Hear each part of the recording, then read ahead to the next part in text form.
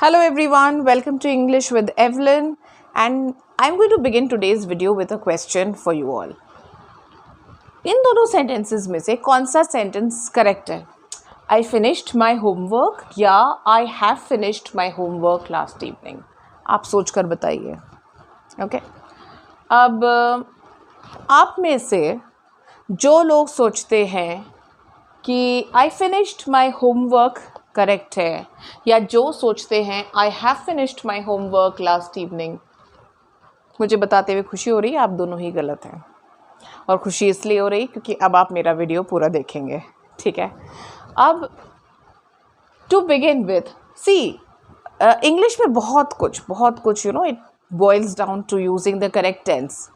It is very important, है ना. We all can understand why tenses are so important. But what we try to do is when we are trying to learn to speak correct English or to write correct English, हम बहुत ज़्यादा stress English में tenses पर दे देते हैं, tenses का structure सीखने पर दे देते हैं. ठीक है, टेंस पर तो देना है, लेकिन उस टेंस को यूज़ करने की कौन सी स्पेसिफिक सिचुएशन या कंडीशन है वो जानना बहुत ज़रूरी है. अगर हम उसको उस तरह से समझेंगे, टेंसेस को इस तरह समझेंगे कि इस सिचुएशन में मुझे ये टेंस यूज़ करना है या इस सिचुएशन में ये दो टेंसेस दोनों यूज़ कर सकता हूँ मैं या कर सकती हूँ, तो हमारे लिए बहुत आसान हो जाएगा. और मैं वही चीज़ आपको अभी समझाऊंगी rather than explaining the structure of these tenses. अब इसमें आई फिनिश्ड माई होमवर्क और I have finished my homework last evening, दोनों में ना एक्शन अकम्प्लिश हो चुका है. और इसी वजह से यहाँ इन दो टेंसेज में कन्फ्यूजन होता है लोगों को कि भाई दोनों ही तो एक्शन अकम्प्लिश हो गया है, उसके बारे में बात कर रहे हैं, तो इसमें गलत क्या है ना. अब इसमें गलत ये है कि ये सिंपल पास्ट में या किसी भी पास्ट टेंस में पास्ट टेंस का रेफरेंस होना बहुत ज़रूरी है उसके टाइम फ्रेम में. जैसे जो एडवर्ब क्लॉज ऑफ टाइम जो हम यूज़ करेंगे यहाँ पर, वो पास्ट टेंस का होना बहुत ज़रूरी है क्योंकि यहाँ पे एक्शन पास्ट में हुआ है ये बताना बहुत ज़रूरी है. तो हम यहाँ पे लिखेंगे लास्ट इवनिंग और I have finished my homework से लास्ट इवनिंग हटा देंगे. आप पूछेंगे कि ऐसा क्यों किया हमने? ऐसा हमने इसलिए किया है क्योंकि जब हम कोई भी एक्शन, देखिए सेम एक्शन की बात कर रहे हैं हम यहाँ पर, है ना. सेम एक्शन है और दोनों में अकम्प्लिश्ड एक्शन है. डिफरेंस क्या आ रहा है कि यहाँ पे एम्फेसिस है व्हेन पे और यहाँ पे एम्फेसिस है व्हाट पे या कभी वाई पे भी हो सकता है ना. What action has been accomplished. तो सपोज़ करिए सिचुएशन में सोचते हैं इसको, बच्चा घर के बाहर खेलने के लिए तैयार हो रहा है, बैट लेकर बाहर जा रहा है और मम्मी बोलती हैं you are going out, have you finished your homework. तो the child will say yes I have finished my homework, है ना. तो मम्मी पूछती हैं अच्छा कब किया, When did you do your homework? तो बच्चा बोलेगा I finished my homework last evening.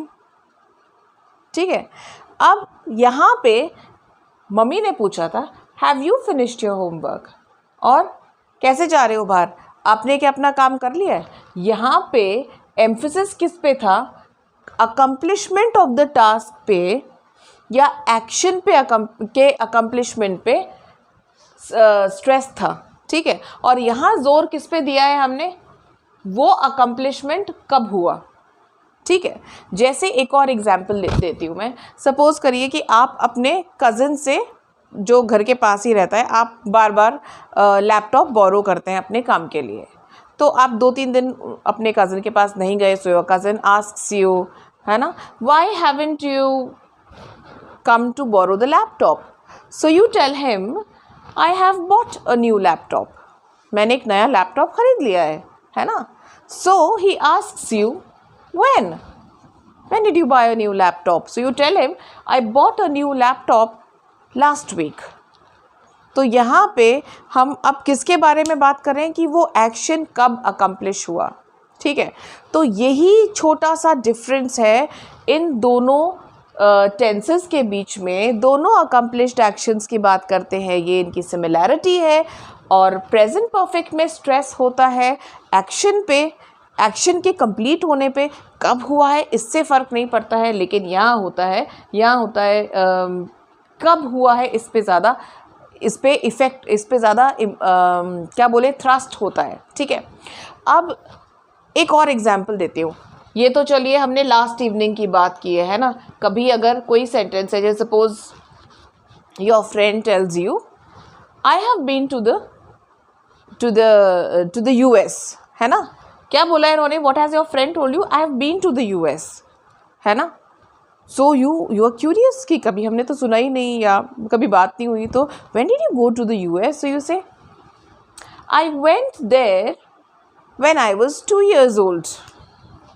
अब when का आंसर क्या है, when I was 2 years old।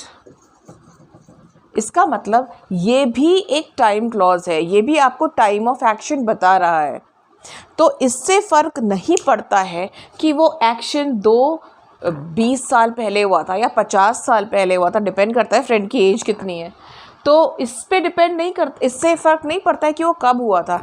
Last evening हुआ हो तो भी, 50 ईयर्स पहले हुआ हो तो भी, लेकिन वो एक्शन प्रेजेंट परफेक्ट में एक्सप्रेस किया जा सकता है because of the relevance of that action with the specific, with the current conversation और द करेंट सिचुएशन। ठीक है, ये समझ में आया। अब जो नेक्स्ट चीज़ होती है, वो नेक्स्ट कन्फ्यूजन होता है कि प्रेजेंट परफेक्ट यूज़ किया जाए या पास्ट परफेक्ट यूज़ किया जाए, क्योंकि अगेन वो तो पास्ट एक्शन के बारे में ही बात हो रही ना। यहाँ पे भी एक्शन अकम्प्लिश हो गया है, पास्ट परफेक्ट में भी हो गया है। तो let us go to the next segment. Well, I very in brief I tell you about the difference there. Okay, so the difference between present perfect tense and past perfect tense. I have lived in Delhi for 10 years. I had lived in Delhi for 10 years. आप सोचेंगे बढ़िया, ये तो video ख़त्म हो जाएगा, क्योंकि यही तो डिफरेंस है यहाँ पे। क्योंकि प्रेजेंट परफेक्ट है तो हैव लिव्ड हो गया है, और यहाँ पे पास्ट परफेक्ट है तो हैड लिव्ड हो गया है। तो डिफरेंस है, बहुत ईजी है, लेकिन सिर्फ इतना डिफरेंस नहीं है, इसमें एक चीज़ यहाँ पर मिसिंग है। ठीक है, I have lived in daily for 10 years, मतलब अगर आप दिल्ली में रह रहे हैं अभी, तो आप उसके बारे में बात कर सकते हैं। आप बोल सकते हैं I have lived in Delhi for 10 years। और अगर आप अभी भी रिजाइड कर रहे हैं तो आप ये भी बोल सकते हैं I have been in Delhi for 10 years, I have been living in Delhi for 10 years। लेकिन आई हैव स्पेसिफिकली जब आप बोलते हैं ना, तो आप इस बारे में बात कर रहे हैं कि आपका यहाँ पे रहने का जो एक्सपीरियंस है वो बहुत इम्पॉर्टेंट है। I know the humidity in Delhi because I have lived in Delhi for 10 years, है ना। ठीक है, यहाँ पे हैड लिव्ड क्यों बोल रहे हैं, क्योंकि अब आप वहाँ नहीं रह रहे हैं। दिस एक्शन हैज़ डिसकंटिन्यूड, तो this sentence is incomplete if you right it like this with this tense. It will be considered grammatically wrong because you haven't justified the use of past perfect here. And how do you justify it? You say, I had lived in Delhi for 10 years before I moved to the US in 2022. Just this, सिर्फ इतना difference है कि दोनों actions accomplish हो चुके हैं, दोनों action में हम परफेक्ट टेंसेस यूज़ कर रहे हैं, लेकिन इस टेंस में एक्शन जो है वो अभी भी रेलेवेंट है। यहाँ पे जो एक्शन हुआ वो अब रेलेवेंट नहीं है, क्योंकि आप वहाँ से वो सिचुएशन अब चेंज हो चुकी है। ठीक है, this is the only difference. And because whenever we talk of perfect tenses, we have to talk about the third form of the verbs. And if you want me to do a video, please let me know in the comment section whether I should do a video on the 3 forms of the verb which are very important. In case there is a doubt, you can ask me to do a video, I'll do it for you. So till the next video, please keep revising, watching the videos, like, share and keep subscribing. Thank you.